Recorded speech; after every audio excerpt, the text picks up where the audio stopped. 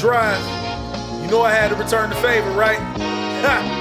Wait for the drum. Once upon a time and without a warning came a super dope chick from California. Don't cast the drive, that's on every street, man. Hosted by V from the 7th Street Band. Hey, don't cast the drive.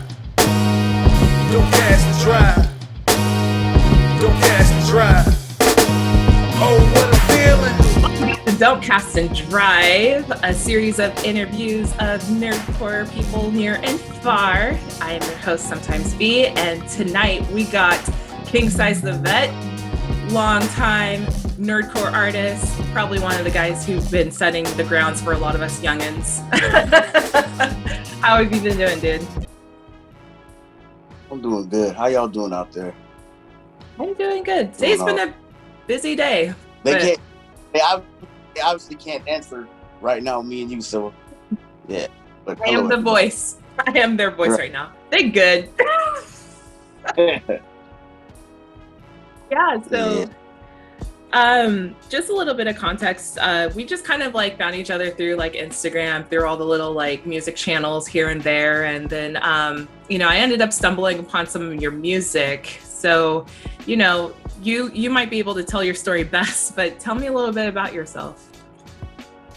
Okay, well, basically, before the word nerdcore was even invented, or even just nerd rap wasn't invented, I basically started rapping when I was like 16 or 17. I got good when I was 17, and that's when I started rapping about comic books and video games and things like that.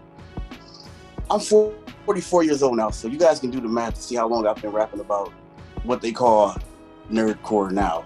Mm-hmm. But I wasn't rapping like that I wasn't trying to be different. It wasn't like an invention. It was just that was the only way I could relate to when you come out rapping, everybody wants to be fake, or they want to have something that they can relate to, which mm-hmm. makes them excel lyrically. And first I was just rapping just bubblegum stuff, and mm-hmm. I got into a situation where I battled a guy, and back then if you battle somebody you had to freestyle. It wasn't written down, and 2 weeks later you meet somebody in the alley with a whole bunch of guys and y'all battle. You had to freestyle off of the head whatever you knew then and there. So I didn't know that, so obviously I battled somebody with some bubblegum rap, and he just destroyed me freestyle. And he told me, he's like, dude, he's like, you gotta learn how to freestyle. And he's like, you gotta just rap, rap from the heart. Who are you? So then I'm like, dude, I watched so many martial art movies, and I watched so many comics out there, just action-packed wrestling, all that. I said, okay, well, I'm just gonna put that in my raps. And then there you go. It started from there. 17, been rapping like this since. So.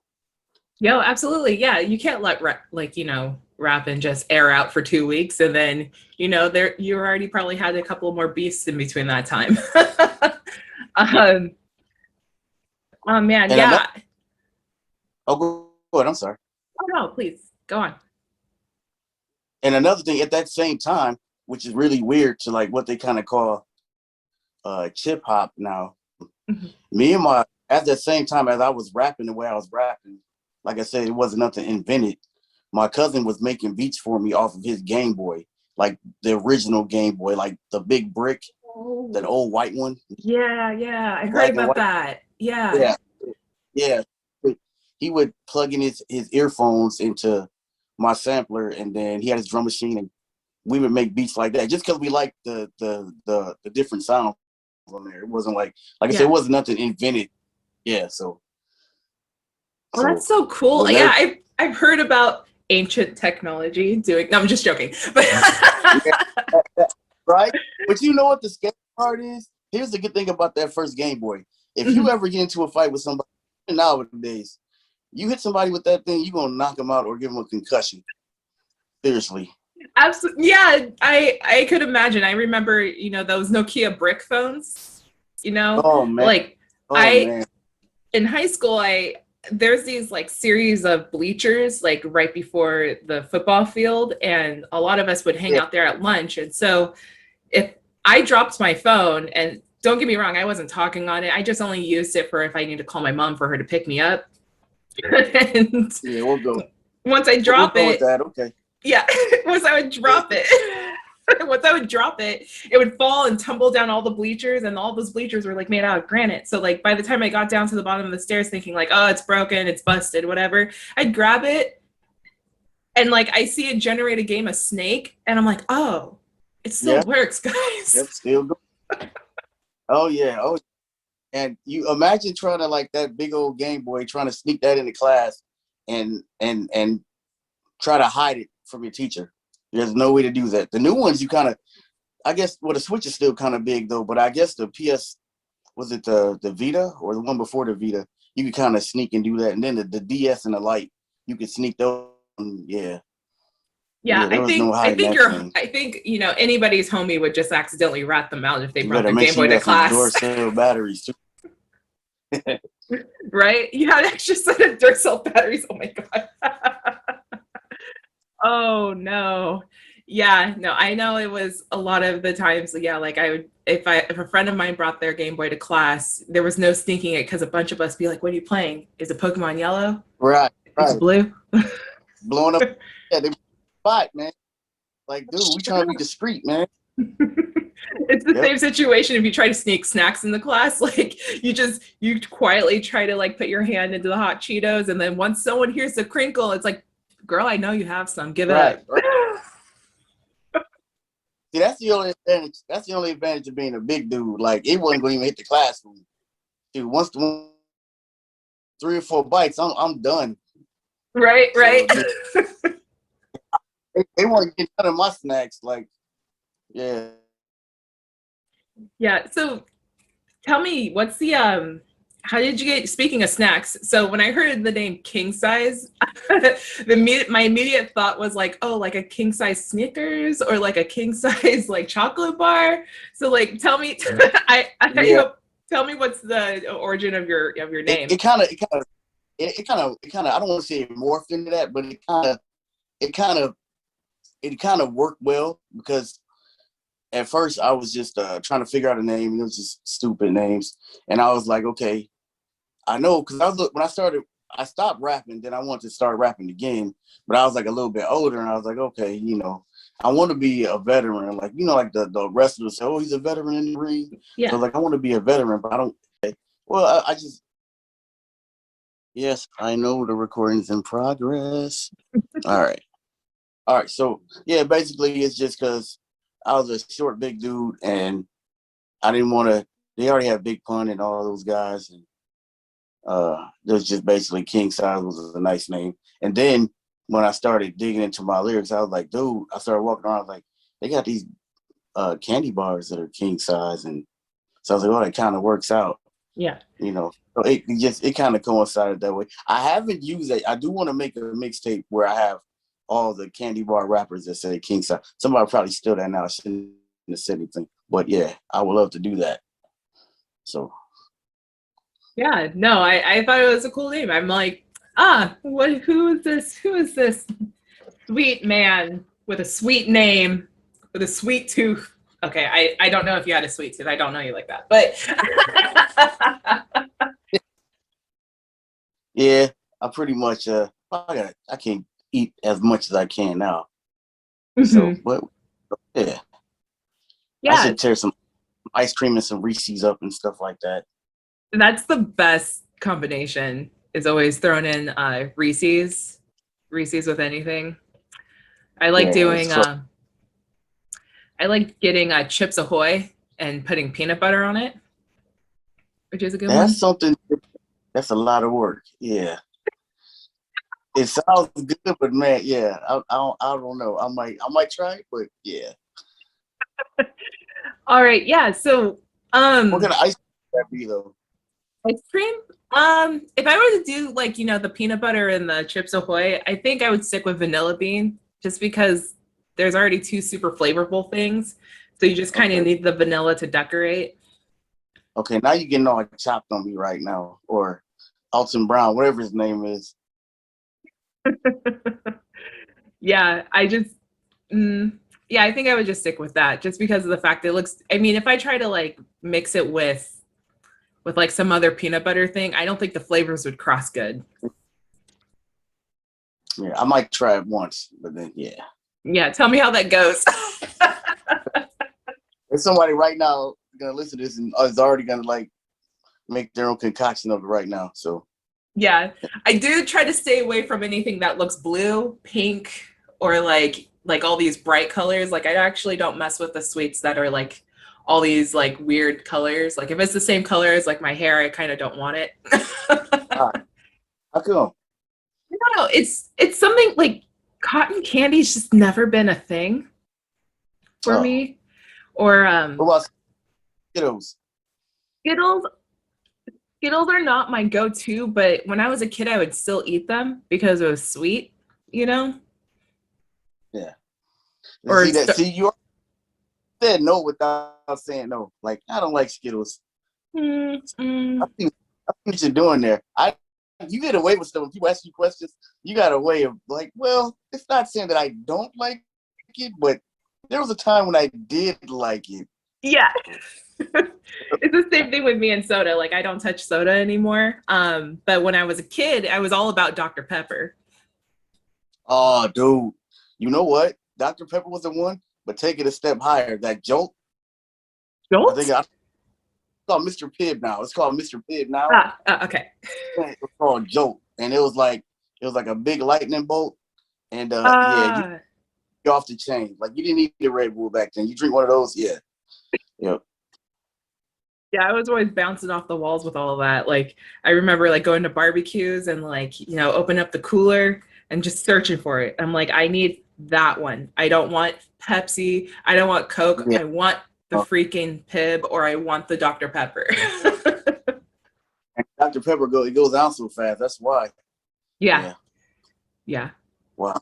Talking about snacks and stuff. Yeah. And you're making me really hungry right now. So it's like time for a break. Give me a break. Okay, bad. All the bad puns. So with some of your music, you know what, actually, I was taking a listen to, you know, I was listening to the Weapons of Last Destruction, and I also was listening to Dark Side of God from one of your other albums. And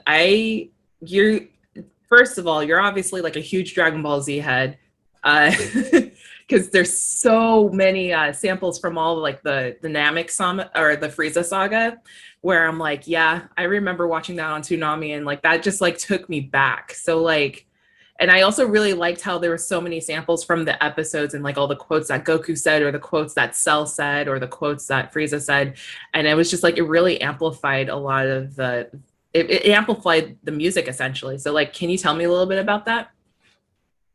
man, I'm getting chills right now. So let me tell you the story about this. And yeah, all right. So this is it. Now I was in a point where I was rapping, and my comfort zone was like the boom bap, you know, the old my Wu-Tang style. Yeah. And my son, DJ Tayukin, made a beat, and that beat is not a Dragon Ball beat. I can't tell you what it is, but I can tell you what it is, but I can't tell you what it is. It's basically it's a football sample from like Sam Spencer, whatever. I don't want to get too deep into it just in case somebody try to. Anyways, but so he made the beat, and I liked the beat. I was like, yeah, that beat is dope. I can rock that. And I never heard this guy before. I think I heard one of his songs. His name was Darkin, and he's like, you ever heard of Darkin? I'm pretty sure you have. Yeah, I have heard of Darkin. Yeah, so Darkin. Now, mind you, I think I'm pretty dope. All right, I think I'm pretty good. All right, yeah. I'm like, you know, at that time, I think I'm a lot better. Now I brought my old skills back, but at that time, I thought I was just dope. I was kind of laying in the cut. And Marquis let me hear the beat. I was like, yeah, that beat is dope. And he said, all right, well, I'm gonna get Darkin to rap on it, and then you can rap on it. I was like, yeah, Darkin, all right. Now I've heard Darkin rap, and I get it. He's a concept dude. So his songs are concept. So you guys don't know this, and I don't want to do a sidebar real quick, but a lot of you people out there don't know this. Darkin and Grayson, even Mega Ran, those guys hold back, y'all. Yeah. So when y'all hear when y'all hear them making songs, their concept songs, they're holding back because you guys do not want to test them. They will destroy all y'all. They will crush you. Especially Grayson. He's Grayson now because he's the YouTube nice guy. If he goes back to Maverick, if he goes back to Maverick the Ronin, you guys are all gonna die. And I'll be the happy old brother, like the Crips and Bloods. I'll be the OG brother. Yeah, put that work in. I'll be like Wax on Minister Society, driving the car while he's just murdering everybody. I know that's a sidebar, but anyways, let me go back to the story. No, so much Dark respect King, to Grayson. By the way, he's an alumni of the show. Like he's been on here a couple times. And yeah, when I heard that dude at Mag West, and I'm like, who is this? Why is he rap? I'm over here like being condescending. Like, why is he rap so good? You know, how does nerd rap so good? Exactly, and we'll get into that in a moment too. So let me go back to So Dark King just went straight MC on there. And like if you gotta rewind it like 6 or 7 times, he's got so many punchlines in there, and he's just snapping. Like dude snapped so bad, like I didn't even want to write, dude. I didn't even want to do the verse because I don't usually rap like that. Like I grew up in Chicago, so we got Twista, we got Crucial Conflict, we got Psychodrama, and Bones kind of in there. The Midwest, we had the triplet style. They call it the triplet style now, but we just call it the Midwest style. So out of respect, when you lived in Chicago, you had your lane, you know what I mean? Like I didn't live in Chicago, but I'm saying, we would go out to the shows. Anyways, my style was more of my MC and straight. Some people call it New York. I call it Shaolin because I started rapping. Shaolin hieroglyphics. You know what hieroglyphics is, right? Oh yeah. Yeah. Get better because I kind of know where you live. Not where you live, but I know the area you live in. So anyways, fast forward. That's my style, fast forward. And Dark King just kills it. And I'm just like, there's no way I can't do anything. I can't. There's no way. So then I was like, you know what, dude? Just try to rap, you know what I'm saying? And I was like, man, I'm just going to go for it. So I just started writing different patterns down and started practicing how I would say it. And I started like listening to like different things and figuring it out. And then I was like, okay.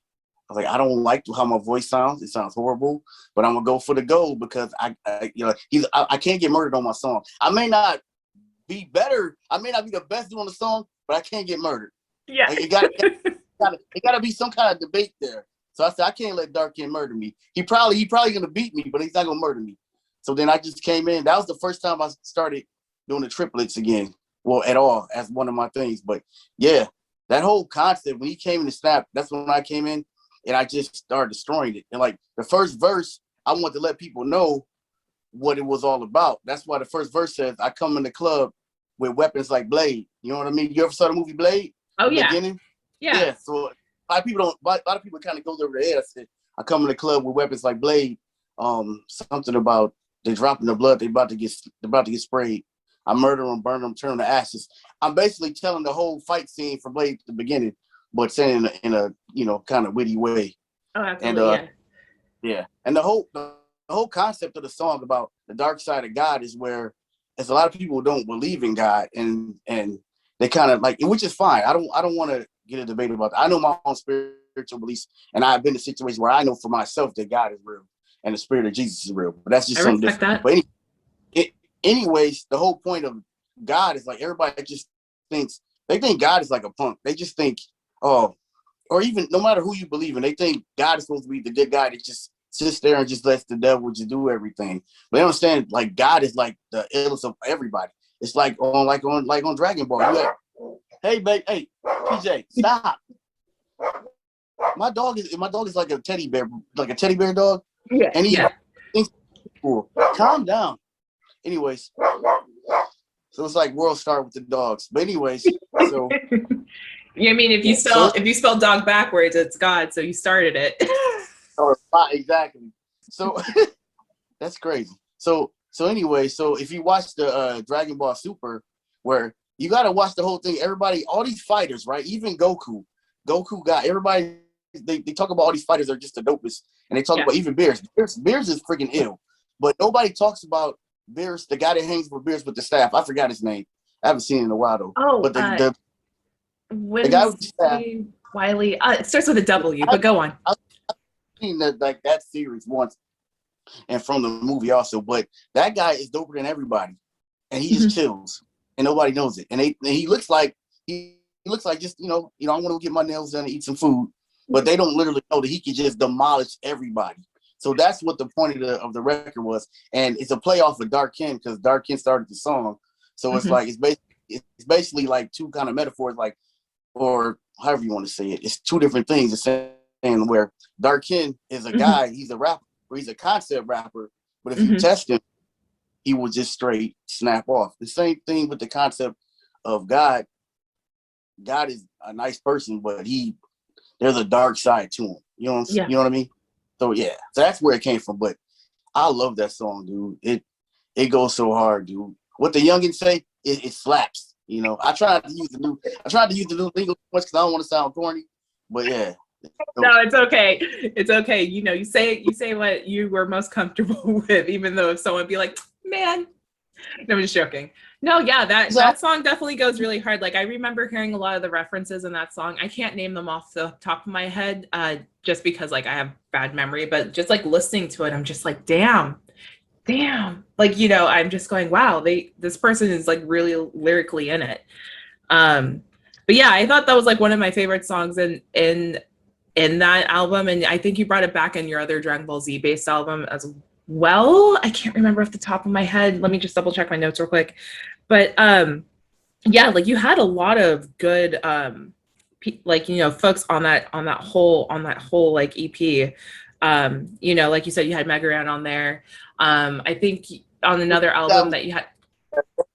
I'm sorry, I cut you off. Go ahead. Oh no, it's okay. I heard in another album that you also had like a Philharmonic, and then you had Craig Murdoch. So, and then I think you had Richie at one point. Now, here's the deal. Richie, I've never met Richie. I've never done a song with Richie. I made a mixtape for him. And Richie is so awesome. Like we never talked, we never spoke. And he took my mixtape, put it on his SoundCloud. If you guys want to hear it, take a listen to it. It's called Maserati Nerd Music. And he goes freaking hard. And I'm making another one for him too. So that one's gonna even be worse, but because I got more, he's got more material now, and I've got more. I can get more access to it. He's like one of my favorite MCs. But like Mega Ran, Philharmonic, Sky Blue, Last Benevolence, K Murdoch, we're like family. You know what I mean? So like you got like random beats, like the music and the business side. That's what they do. That's their full-time jobs. Me, I'm just like the family member. I'm like the cousin that just comes over and plays all the video games. You know what I mean? Yeah. I'm eating all the refrigerator. I'm eating all the food in the refrigerator, and their mom just letting me get away with it. So, yeah, they're like my family. So, yeah. So I try to, no matter what I do, I try to put them on something, whether it's a shout out or if they're gonna do a verse or K Murdoch or come up with a beat or whatever. But yeah, and people don't sleep on Philharmonics. He's kind of been going back and forth with his name. It's Phil Hansen, Philharmonics, but he's a freaking animal. And he'll demolish you guys too. He's real humble, but he'll destroy all you guys. Absolutely. No, I absolutely love how you're talking about everybody right now. And like also how you give it people shout out in your music as well, that it's so I can feel the love. And so I really appreciate that, like everybody in in your group anyway, is like you feel like that they're family. And I know that that's probably going to be felt the same way because, otherwise you wouldn't be making music together. Like, and oh yeah, they'll tell me straight like, dude, I don't have time. Like not in a bad way, but they're like, dude, I really sounds. It's different because like it's their, that's their career. Me, yeah. What I did, I want to do this. I'm like, okay, I want to do a Chicago Bears mixtape. He's like, yeah, it sounds dope, but because K got to make the beat, so obviously if you're a beat maker, it takes you're an instrumentalist, so you got to practice. You can't just throw it on. Like me, I'm a beat maker, but K Murdoch is a producer. Like I can just throw 4 samples on and go on my life, but K Murdoch, it's a craft to him. So if it ain't completely right, he ain't gonna rush it. So, but yeah, so it's pretty much we try to help each other out when we can, and I want to be there for them because I want to be there to let them know, like, because it's a lot of politics and crap they got to go through, and they got more than just just music going on. It ain't just like they just rap and then going with their lives. They got the regular lives. Then they got to worry about, I don't know about all the other avenues they got, like the Twitch. Man, Rand's got the wrestling on it. He's a busy dude. Like, I don't even know what time he gets up. So I try not to bother him too much. I'll kind of, what are you laughing at? It's true.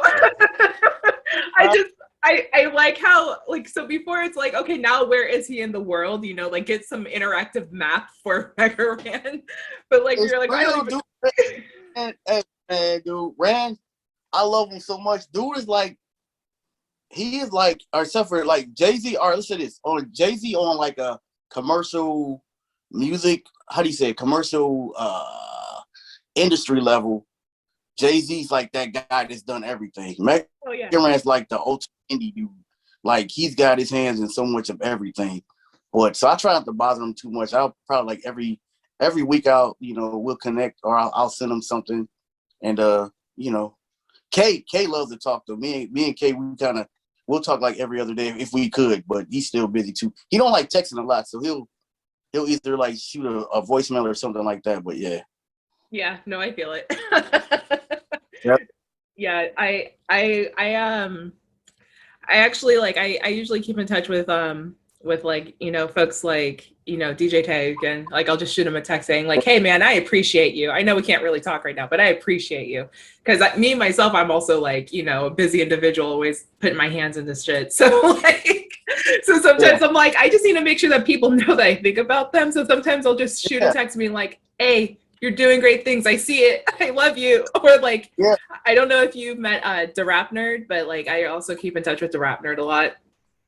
He's I'm sorry, go ahead. Oh no, it's okay. He's a producer, rapper, artist over in kind of in NorCal near Sacramento. Like he's really busy and I'm always really busy. So like, it's really hard for us to make the connect. So if he has a show in San Jose, I'll go. And if I happen, or if he has a show in San Jose, I'll go. And then if I happen to be in like the Sacramento area, like I'll go see him. But it's funny because it's like, we'll send each other texts like, hey, you doing it? I'm like, yeah, you too. Right. And if you know each other's personality, you won't take it personal. But some people, they want you to sit there and I'm like, dude, I'm going back and forth. That's why I'm off of Facebook, because you got to say something, then they got to say something, you got to say something back. And then it's like, okay, why, sometimes you got to do the drive, but all right, I love you, bye. See you, all right, goodbye. And then you go on with your life, Yeah. But yeah, kind of crazy.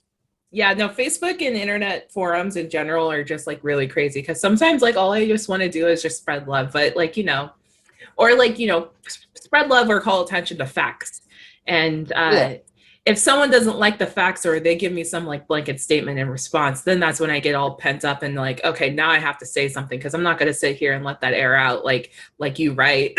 So it is a little bit of ego tripping, but it's sometimes like that's an understatement. Some of these people are so cocky. They haven't put the work in at all. Like, that's what I want to ask somebody. I'm like, a lot of these cats out here, they'll probably Google it right now. If I said, all right, you a nerdcore dude, you call yourself nerdcore, do you know who MC Frontalot is? And none of them will know what I'm talking about. And then here's the funny part, because the original nerdcore, it'd be like the corny white dorky guy who could rap, but he sound like a corny white nerdy dude.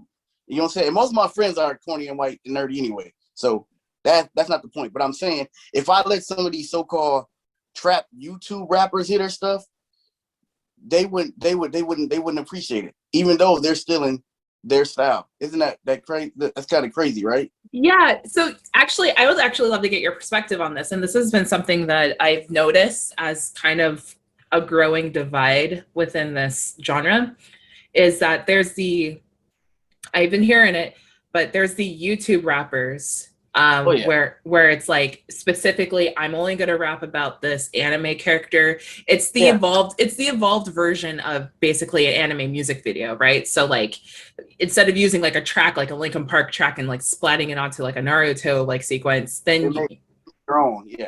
Yeah, they make their own, which in itself, it's really creative. But then I'm hearing like the connotation behind those who are exclusively doing that and it hasn't been good. So like, what's your take on this? Oh, and then the other side, let me address the other side real quick. The other side is the other part of nerdcore where it's like, you have those who are not just doing the YouTube rhymes or just the ciphers with characters, but there's people who are making albums, people who are going to different conventions, people who are trying to do other content aside from just talking about nerd stuff or lightly touching the nerd stuff as an embellishment to their rhymes, but still speaking their stories. So like, I guess I should put the ball back in your court because I'm taking too long, but yeah, tell me what your take is on that. Yeah, I get what you're saying. I just think everybody should know who they are. Once you get your lane, stay in your lane. If you want to do a different lane, do it. But I think the point of people are, that's what I was trying to tell Grayson. And he's got his own plan. So I'm just going to follow through. And then if something happens, he got his big brother there with the, ready to handle some business if something pop off. Mm-hmm. But he was telling me he has this idea where he wants to, he has his own idea. We talked about, I don't want to get into it, but my thing was, I was trying to say like, my whole thing is like this. Okay. I'm trying to say it some way without not trying to sound like a-hole, but do your best. You gotta understand, YouTube rapper, the first word in front of their name is YouTube rapper. If every YouTube rapper decided not to rap about anime no more, that's they're okay with that because that's what they do. They got to get that bag. Their whole career, how can you say it? Their whole career, the way they make money is off of making YouTube videos. You see what I'm saying? So if anime rap gets played out and it gets overdone, they can bring the bronies back. The bronies can come back and they can start rapping about My Little Pony. And if that's hot and they're gonna get views, that's what they're gonna go for.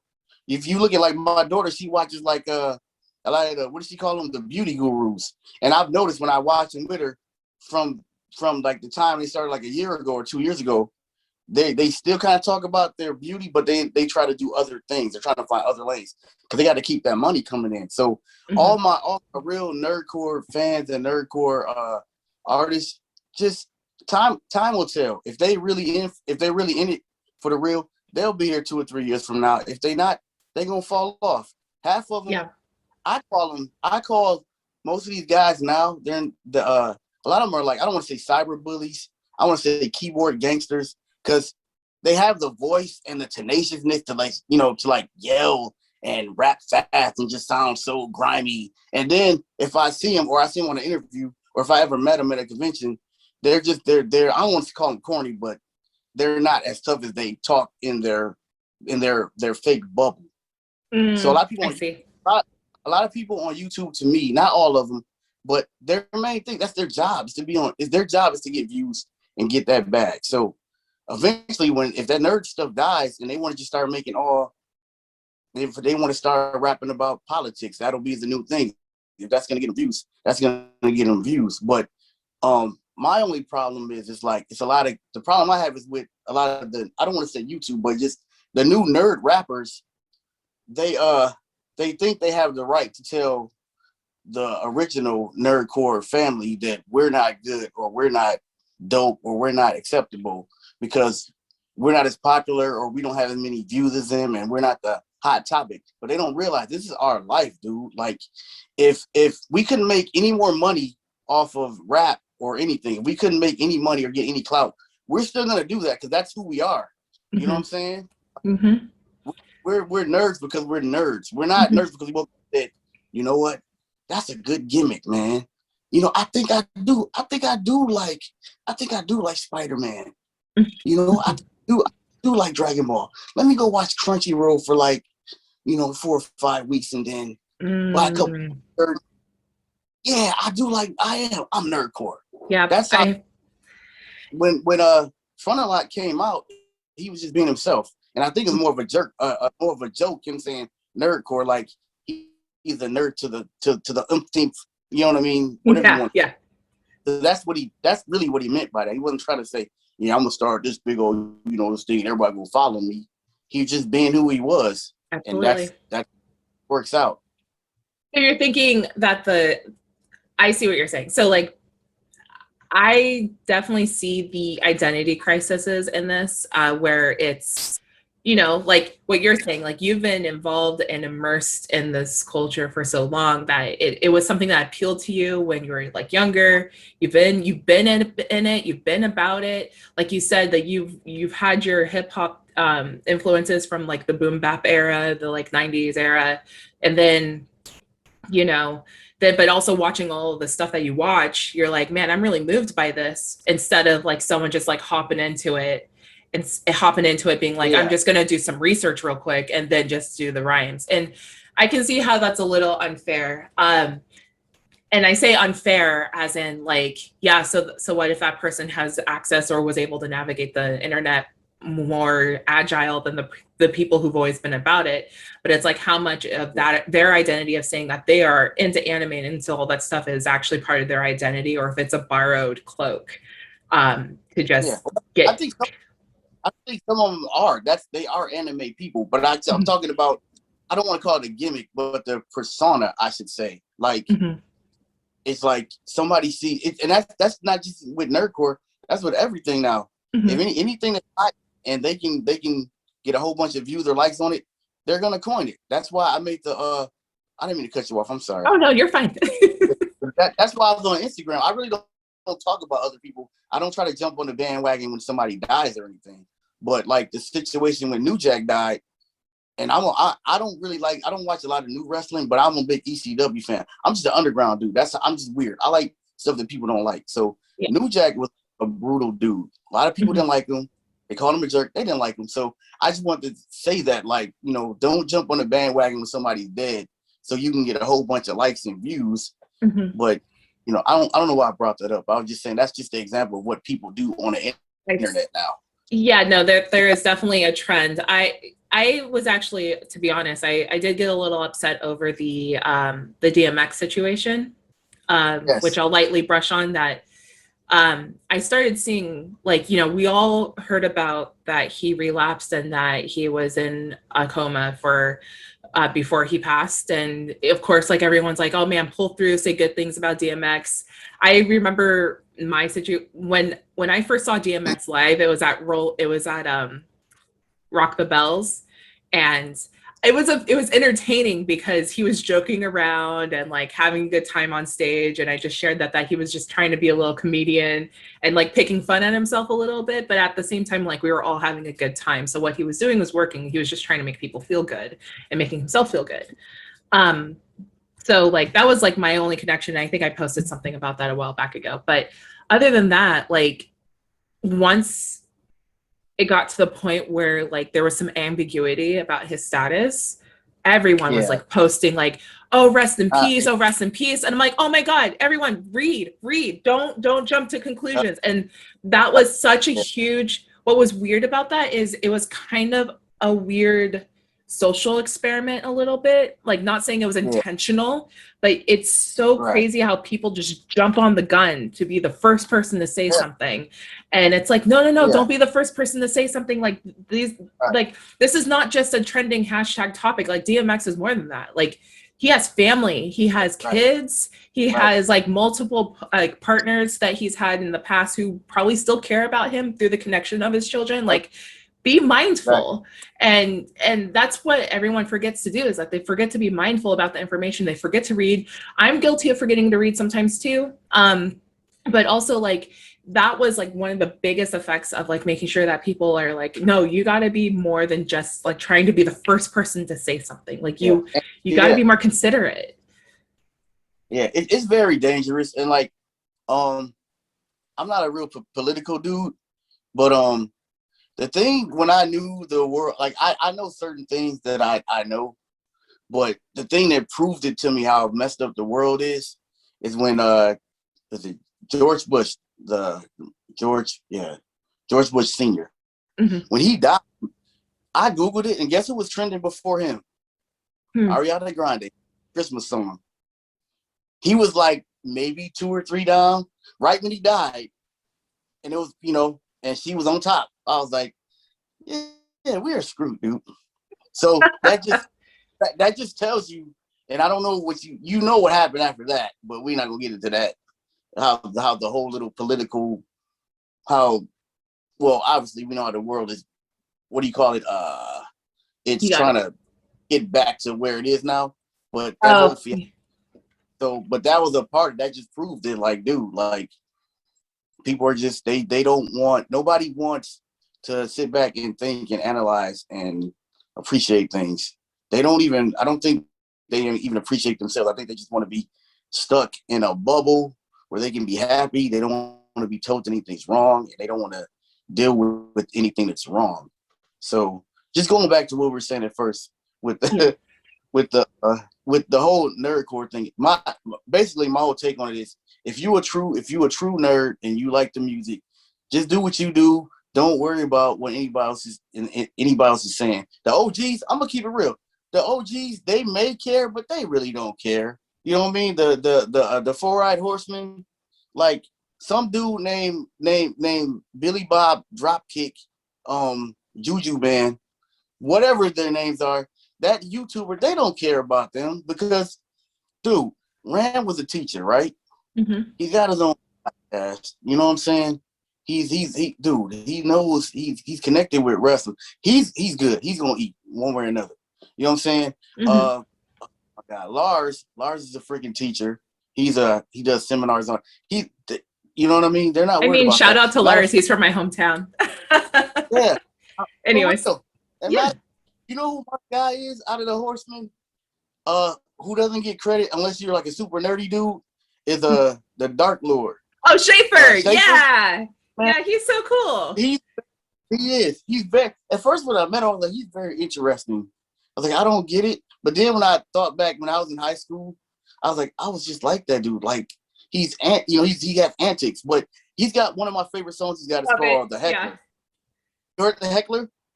Who's that? You ever heard the song The Heckler? By Schaefer. I don't know. No, I think the recent album I saw was the one where he had his face and there's like a long tongue and like his suit. That's I think I can't remember if that was sorry, go on. Yeah, but just if you get a chance, Google that song or look. It's called The Heckler. But it's so funny, dude, because he's talking exactly like kind of what we're talking about, but he's talking about like he's at a concert and there's always some dude there. Why'd you come to the concert if you're gonna hate? That's basically the whole concept. Where there's somebody, you suck, blah blah blah, but they're in the front row telling him he sucks though. As they pay the ticket, they go see him to say he sucks. So it's kind of, you know, it's different for me because it's like when it comes to like people hurting feelings, I come from a place where I'm like a dad and a brother. So I take things not in a personal way because I don't want my friends to be hurt, but not in a personal way because somebody's saying they're better than somebody. Like I'm so beyond that, dude, because you know, you gotta be. Yeah, like I would never go to a show and be in the space to make fun of somebody. Like my social personality is like I like picking fun at people. I like negging. But I always try to laugh it off, and then I go like, no, I'm just playing. I'm so sorry, dude. Like let's have some fun. Let's get a drink. That's just like my personality. But I would never go like in the middle of a situation where like you're supposed to be concentrating. And yeah, you're putting on a show and you're putting on, you know, your performance, like your performance face. But like I would never try to like break that sense of concentration and be like, boo, you suck, after you get off the stage. Like that's just rude. Like, and for people to do that, they don't even have they just don't have they didn't get to that point. Those people are not on the stage, so they're not working to be in that space. And so like they got something else going on, which is always something that I always try to keep in the back of my mind whenever I see that happening. But at the same time, like, why do I have to think about all the roundabout ways about what this person is feeling and what compelled them to be that way, where they can't they can't even fathom the same consideration. Is like go ahead. No, please. Yeah, like in their mind, they don't know they're wrong. It's kind of like here's the biggest contradiction. I'm gonna be straight old school, and I'm gonna be like, I'm old, so I'm gonna go old school from you right now. When I was younger, the nerd, except for me, because I wasn't having that, and I have brothers and cousins that would beat you up if you tried to jump me. Anyways, so the nerd guy that got picked on, he got shoved into the lockers, and he was a nerd, right? Now we got cooler, but people that are nerds now, they're still nice. But this new breed of nerds, they're bullies. Like, I don't think they understand the whole concept. Like, how you gonna be a nerd and you gonna like be a thug at once at the same time? You're a third. I don't know. Well, we gotta coin another word because third's like a. But you know what I mean? Like they're so cocky and pretentious. It's like dude, like enjoy it now because it only lasts long. You're only hot for so long. Yeah. And once that ends, what are you gonna do? You know what I mean? Stay moisturized.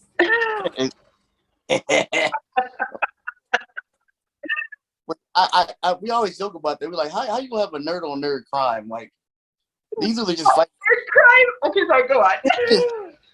They are like, they talk hella tough, dude. I'm just like, dude, it's like in the old school movie the movie Revenge of the Nerds. Oh, not Revenge of the Nerds, like on what was it? Toy Story. Remember he was telling Buzz Lightyear, you're a toy. You are a toy. It's like, you're not a gangster. You are a nerd. Just retire your nerddom and become a gangster then. You are not a gangster. But they talk, oh God. And then they cocky. Dude, the worst thing is they so cocky like they superstars. Like, I don't know people, so I'll just, maybe I want to do a compilation, right? And I'll DM somebody and they don't know who I am. They don't even ask who I am. But because I'm not the super nerd, I'm not the popular guy, yeah, I'm going to shrug this dude off. The only cat I will give respect to, I don't grovel and beg nobody. If I want to set up an appointment or I want to do a song with you, I'm going to ask you once and we're done. But it's the one guy I want to give a shout out to. His name is Tech Force. And he did a song with He did a song with Aramis, and it's called, and Aramis is my dog too. That's my brother too. But he did a song with Aramis, and one of my favorite songs is called, I think it's called Beyond. But dude, man, he got that scientific flow, and I've always wanted to do a song with him. So we're finally gonna link up. But he did, the way he approached me, he didn't just say, I don't know you all. First he said, let me check out your catalog. I'll see what you're doing. Blah blah blah, and we finally hooked up. But it wasn't like some of these dudes where I'm the greatest nerd superstar in the world. Ha! You're beneath me. Ha! I never heard of your songs. I never listened to you, but I don't know you, and you don't have views on your Twitter. Ha! Oh you're my not God. gonna. I'm so much better. I'm like, bro, dude, I got pictures with Schaefer in front a lot. Like, me and Rand like talk all the time. I have Megan Rand on my songs, dude. Like, my son has me and my son, dude. Me and my son have a song with Chino XL. Chino XL. Do you know what Chino XL is? I actually don't. Oh my gosh. How are you from California and you don't know who Chino XL is? Chino XL is like 4 times better than Eminem. All right. He grew up in Jersey, but he lives in California now. You need to, like, write it down, Google it. Chino XL is one of the dopest, if he's not the greatest, in my opinion, lyricist. Hands down, he's that dope. Like, anyways, we got Chino XL to do our hook, not our hook. Oh, this homie? Yes. He's a beast. Dude, he's like 300, 400 pounds. He's like almost as big as a rock, dude. He will knock you out lyrically and physically, dude. But anyways, he's on like our intro. I got him on the intro for Tekken, and I got him on the intro for me and my son's song. I have the only song that DJ Tayukin rapped on. I'm the only guy that has a song with him rapping.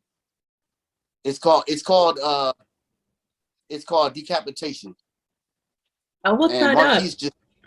I shouldn't say his real name. I'm sorry. Tayukin, he murders it at the end, dude. But yeah, so it's just when I come across with these people and I just see them, like, I'm like, dude, you really think you hot, dude? Like, your little friends in your group, they think you're good, but like, you ain't putting no work in, dude. Like, you know. And I appreciate it. Yeah, you got your views, but that stuff is gonna come and go. You know what I mean? You gotta have something else to fall back on. Like, the end all be all is not the bag and the money and the clout, because that's what's gonna happen when you get kids. You know what I mean? Like me, it's different for me because like this is all a bonus to me. Like I was done rapping.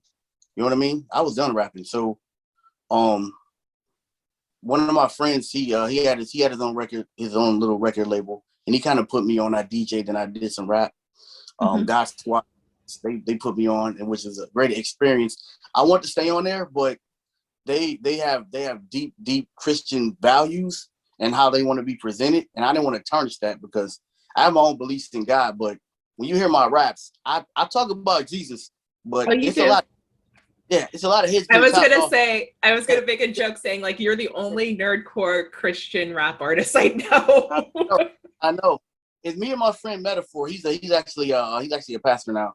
His name is Metaphor. But me and him, we were the Knights of the Messiah, but they made a video game, so we had to trash that name. But yeah, I am the only, like, I'm the demon slayer. So I'm like the guy that's got to clean up everything and be the neutral guy. Just, yeah, that's my shtick. So like kind of devil may cry-ish.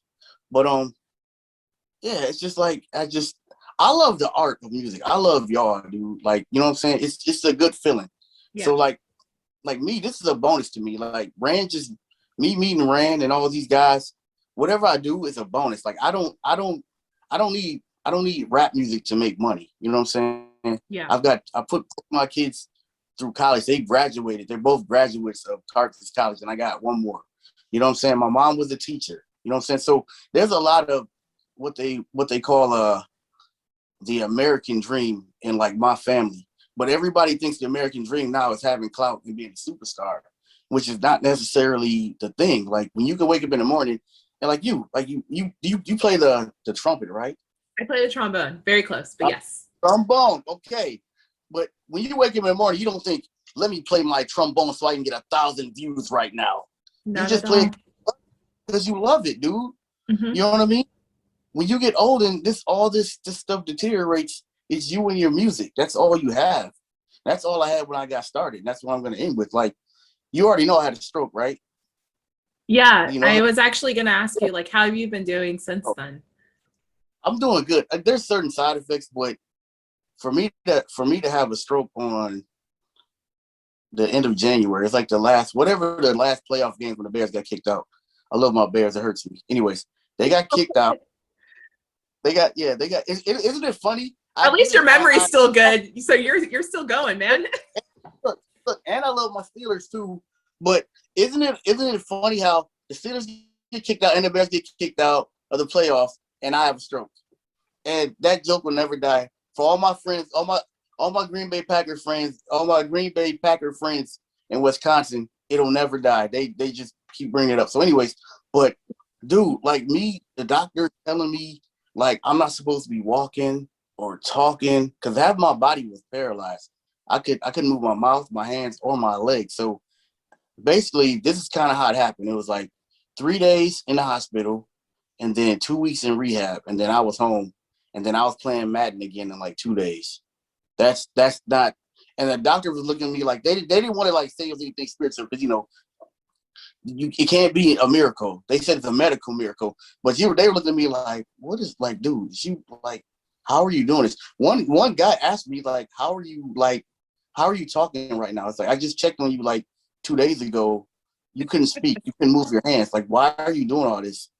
So I told him that I was one of Sarah Connor's robots that she made. Like, yeah, Terminator. I got you. I told him I was the fat cyborg, But anyway, Stop. But yeah, so everything now, like once you put everything in perspective, you have like all these different health issues. You just enjoy life, and then you go hard with it to the fullest. That's why, like, I don't know Richie Branson personally, but I know his situation, and I'm not. I don't know his business, so I don't know how it goes, but I can only imagine, dude, for him to still be that dope and still have the confidence and the swag and the what do you call it? The will to do it, man. Yeah. He's old. Have you heard his, like, I know you heard his stuff, but you gotta take a day. You gotta take a day so you can enjoy the whole fulfillment of the nerdcore experience. Take some of these guys' albums and just listen. Like, yeah. Richie he got so many punchlines, and he's so slick, and it's original. Dude, he got one line where he goes, what did he say? He said, we only accept L's only if it's a Lexus. Something like that. But come on, dude. Nobody's going to think that. No one's going to think that, no. I'm getting chills right now. I love this stuff, dude. Like, listen, that's something that I really appreciate about a lot of my friends in this music, like, industry in general. Like, whether if it's instrumental, electronic, DJing, producing, like, name it. But the will that people have and the will that's been conditioned, it articulates into other things in life. And I'm a full believer in, like, what you condition yourself to do makes you stronger in different areas of your life. Like, so for example, like, you know, I'm going to put your stroke in here as an example. Like, you are a strong-willed guy and you are able to transcend past expectation, and you're still able to talk to me in this interview. What's funny is, like, my dad had a stroke. My dad had a stroke back in, I think it was October, and same deal. That guy was so strong-willed. I tried talking to him on the phone, and it was like a 24 hours after he had it. And of course, he's still slurring his words, but he's still getting the words out. And my dad's a big trash talker, so of course he was talking shit while he was talking to me on the phone. Right. So that stroke isn't gonna stop him with nothing. Right. The way with it then, because he knows, you know. Yeah, but he's strong-willed too. So, like, that's the thing. Like, if you condition your spirit to be a certain type of way, no matter what discipline you have, it's always going to articulate into something else. Like, and that's what I'm like. I've seen, you know, like you said, it's none of our business to really talk about Richie's situation, but I've seen Richie transcend through challenges that even people who are not having medical issues or just having, like, you know, societal issues are just transcending past it. And I hate how everybody is.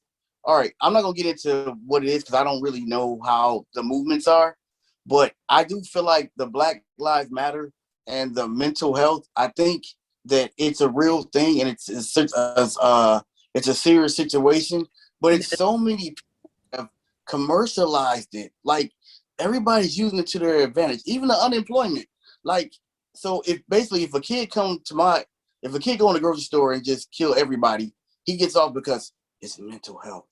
I'm like, don't you think everybody else got issues too? And, like, you know what I mean? Yeah. And even, like, not trying to get into my history, not trying to say that I know everything about drugs or anything like that, because I don't. But I do know that oxycontin, oxycodone, that stuff is just painkillers to help you. But I've been known to see that people have used it for other things. So they can just, I broke my arm, I broke my leg.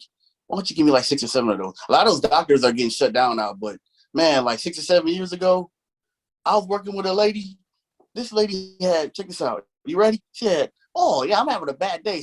So I put my oxycodone on at 5. Then I have my Adderall. And then I'll have, for my anxiety, I have my, whatever the one that starts with a P is, I don't know. But Prozac? Then out of all those crazy, there you go. So then at the end, and I have my Advil, just in case. I'm like, no wonder you can't function. I'm like, wow. It was crazy. Yeah. But I like the icing on the cake was the Advil. Like, that's really going to just. It was the nice little maraschino cherry on top. No, I understand that. Right. That's like the dude on the diet. He buys all this bad food, but he drinks a Diet Coke, so that justifies it all. Yeah, no, it's hard because, yeah, like, when folks are in those situations, it's like, what are they going through, you know, for them to be that dependent on their medication? But for me, I did my best not to comment on it, but sometimes I do see it, and then sometimes, you know, I can't help but to wonder what are the other what ifs if they tried these other alternatives. But again, like, I don't want to offend anybody or hurt anybody's feelings by making those assumptions. I wasn't. All right, I'm speaking from my personal experience. Oh, absolutely. I'm not trying to offend nobody. I'm speaking of, all right, because I'm trying not to say what I want to say, but I guess I'll say it vaguely. I know people that are not using it because they have a mental illness, and there's people that do need it because they do have a mental illness. Do you get what I'm saying? They're using it. I hear what you're Or- saying. I've met I- people who sold Adderall on the side in college, so I totally get it. Yeah, it's just sad because it really takes away for those who actually need it, you know, like so those who are abusing that, like that's why doctors get shut down, and that's why like healthcare is so hard to be accessible, just because of like, you know, the loopholes that folks have to go through to abuse the system a little bit. But at the same time, it's like we're in a system where it's easy for that to be abused. I don't think. Yeah, I think that's the point I was trying to make. Like you said, we don't want to get too deep into it, but there are a lot of snake grass that are using situations to get over. It's a hustle. Like I saw one dude where we're in this whole riot, and this guy's wearing a Black Lives Matter thing. At the same time, he was in a situation where he was cussing his wife out or cussing his girlfriend out and just not living up to the t-shirt he had on. So little things like that just irritate me. Not necessarily saying those two subjects is what irritates me. It's just be real, man. Like you know, like it's too much phoniness, man. I think because I'm a little bit older, when you get older, you don't have time for it. You know how your parents say, you know, you ain't got time for the bullish. You know what I mean? Like, yeah. You know, give me a candy bar and a nap, and I'm happy. Like I don't care about if Kanisha and whatever her name is like arguing or whatever, you know. But my kids, when they get their feelings hurt, it's the biggest deal in the world, you know.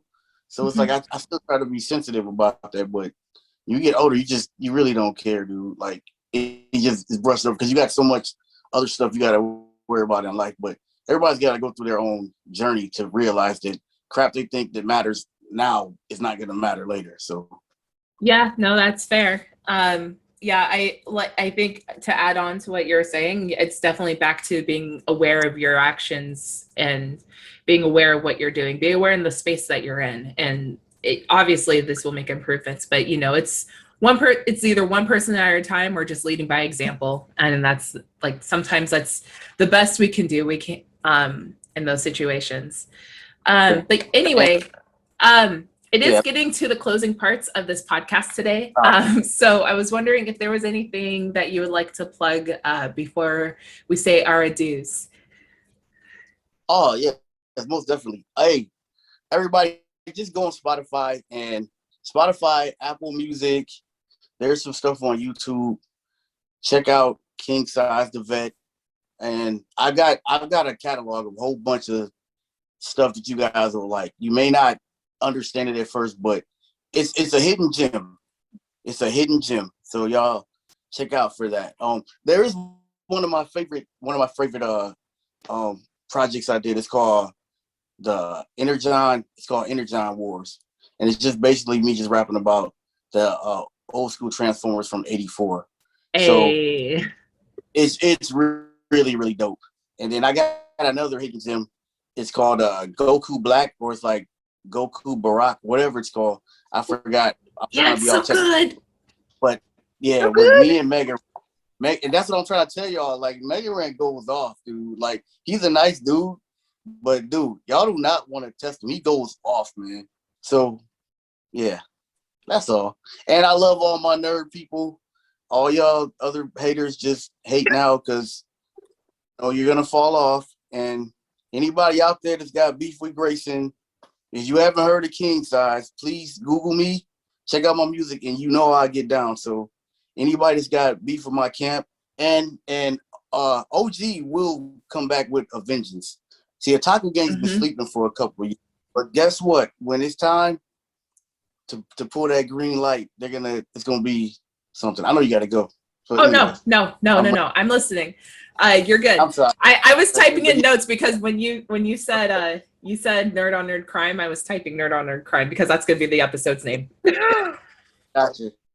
You should though, yeah, it is. But like I said, Otaku Gang's gonna come back. They'll come back with a vengeance. They don't know it yet, but I'm gonna be that guy to be the antagonist. Is it the antagonist or is it what's the guy that always starts the fights? What do they call him? If you're being the Vegeta, it's the antagonist. that's pretty the guy to just egg it on because I know how dope they are, and I don't think none of them are getting their dues right now. And if it wasn't for OG, none of these trap rappers right now would have a chance to be on YouTube right now because they don't know them, but they basically are doing what OG did like 5 or 6 years ago. You know what I mean? Yeah. And like, and which is nothing's wrong with that. But I just want people to understand, like, don't think like you're the first cake that was cooked and it's gonna be eaten. You know what I'm saying? Yeah. I'm a fat. I've been eating for a long time, so to the.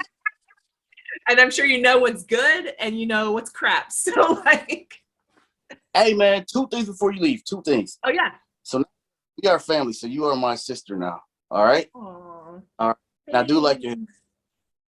But dude, that verse, I'm gonna tell everybody, the whole world, that verse in the cipher does not do you justice because I'm trying to put my stone on black. It was not mixed right.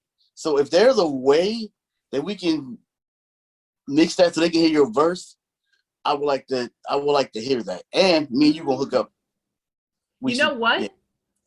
We might be able to get someone to remaster that. And then also, you know, shout outs to DJ Tayokin, by the way, just for context, and I know that you wanted to try to avoid this, but I want to celebrate this, that, you know, Kingsize the Vet and DJ Tayokin's father is Kingsize the Vet. So like, I just love the fact that this is a generational thing, that hip hop is still in your guys' blood and that you guys are still doing projects together and doing all these beautiful son and father collaborations.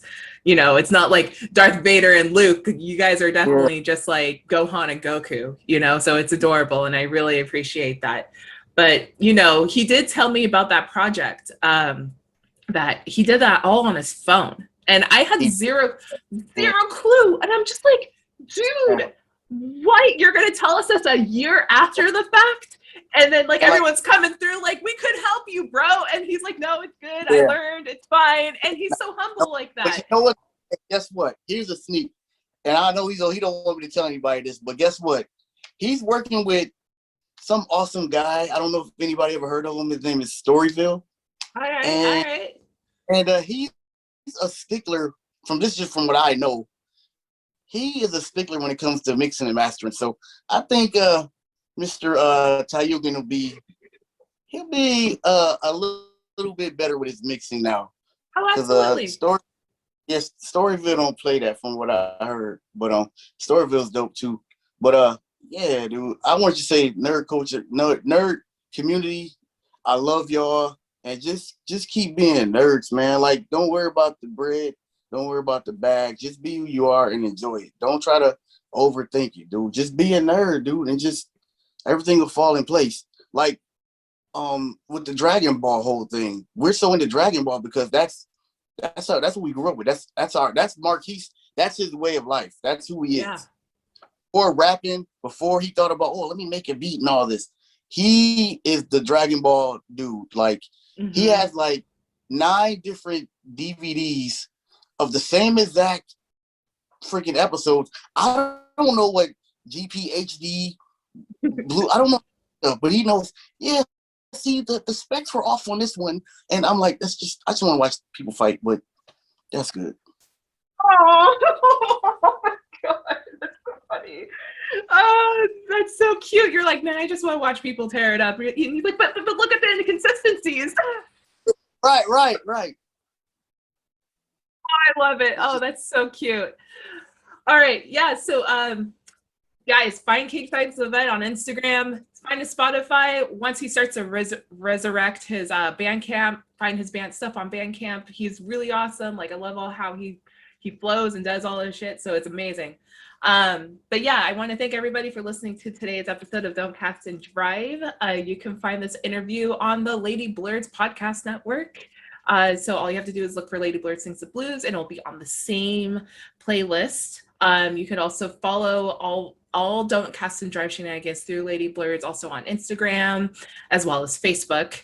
And then this interview will also be on YouTube. So just keep your eyes open for that. It'll be on the YouTube playlist for Lady Blurds as well. Of course, if you guys want to email me or just, contact me if you guys want to interview, just please, just hit me up. And then also email don'tcastanddrive@gmail.com. But Kingsize, it's been a pleasure. Like, thank you so much for being here. Yeah. All right. Well, we're going to close out and you guys have a wonderful evening. All right.